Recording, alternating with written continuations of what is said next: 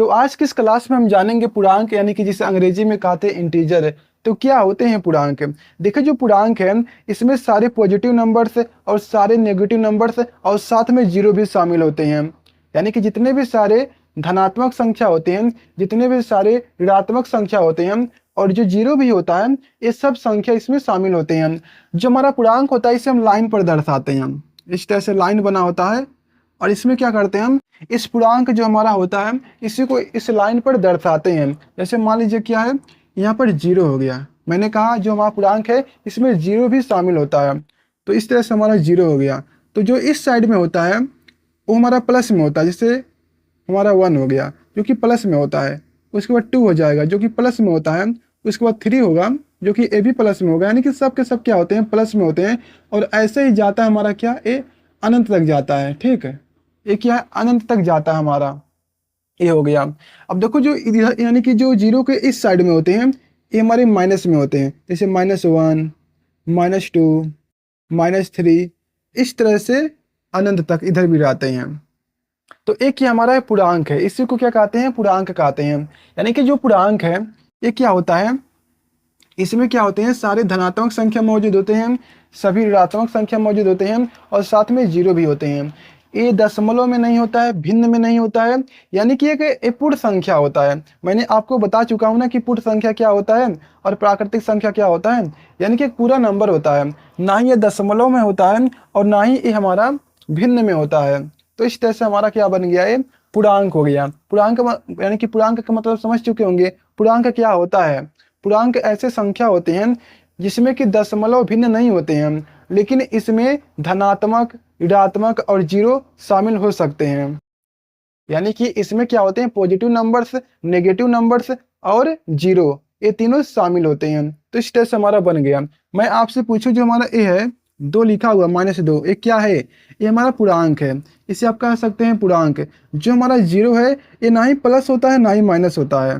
ठीक है, जो हमारा जीरो है ना ही प्लस होता है ना ही माइनस है। यदि आप चाहें तो इसे मान लीजिए कहीं पर अगर आपकी आवश्यकता हो रही है कि हमको -0 चाहिए, तो आप इसे -0 भी समझ सकते हैं, यानी कि मान सकते हैं, और +0 भी मान सकते हैं। लेकिन हमारा जो जीरो होता है ना ही वो प्लस होता है ना ही माइनस होता है। ठीक है, तो इस तरह से हो गया हमारा। तो आप ये ज़्यादातर देखेंगे जो हमारा टेम्परेचर बना होता है, यानी कि ये सब कहाँ पर यूज होते हैं, आप देखेंगे होंगे जब टेम्परेचर को बताया जाता है तो इस तरह से लाइन बनी होती है। अब आपको एक चीज़ बता दूं, यदि मैं आपसे पूछूं यहाँ पर -2 लिखा हुआ है और यहाँ पर क्या है, +1 है। अब मैं आपसे पूछूं इसमें कौन सा बड़ा संख्या है, ठीक है, आपसे पूछूं इसमें कौन बड़ी संख्या है, तो आप बोलेंगे ए वाला है। क्यों? क्योंकि हमारा ये प्लस है, ए हमारा माइनस है। लेकिन मैं आपसे पूछूं जो हमारा ए -2 है और -5 है, ठीक, इसमें कौन बड़ा है, इसमें हमारा कौन बड़ा है, -2 बड़ा है या -5 है? तो देखो कौन बड़ा होता है, अगर कोई माइनस में संख्या है, ठीक है, कोई भी माइनस में संख्या है, तो जो माइनस में सबसे छोटी संख्या होगी वही सबसे बड़ी होगी, और जो बड़ी संख्या होती है वो छोटी होती है। अब ऐसा क्यों? देखो जो जब आप इधर आते हैं तो संख्या बढ़ती है, ठीक है, जब आप इधर चलते हैं तो संख्या बढ़ती है। अब जब इधर से इधर आते हैं तो संख्या घटती है। इस साइड से बढ़ता क्रम, बढ़ता क्रम, ठीक है, बढ़ता क्रम, ये क्या हमारा है, बढ़ता क्रम है। इधर जाएंगे तो, अगर आप इधर आएंगे तो घटता क्रम, यदि आप इधर आते हैं तो घटता क्रम।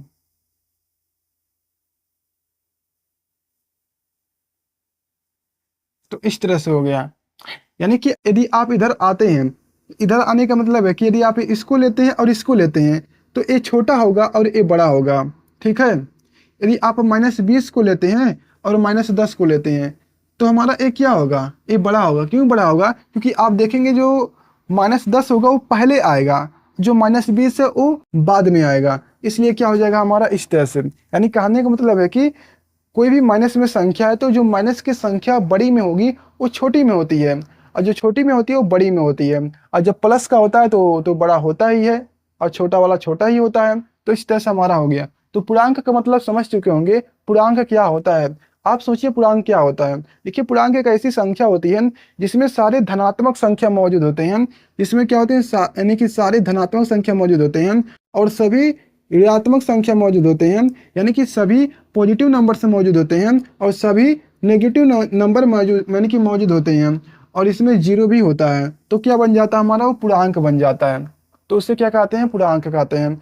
हमारा पूर्णांक जो है दशमलव में नहीं होता है, क्या है, जो हमारा पूर्णांक है वो दशमलव में नहीं होता है, दशमलव में नहीं होता है, भिन्न में नहीं होता है, इस तरह से भिन्न में भी नहीं होता है। ठीक है, तो इस तरह से हमारा हो गया। तो आपको वीडियो कैसा लगा कमेंट बताइएगा। तो मिलते हैं अगली वीडियो में। यदि आपके आपके पास कोई डाउट रह जाता है तो कमेंट में बता सकते हैं। तो मिलते हैं अगली वीडियो में।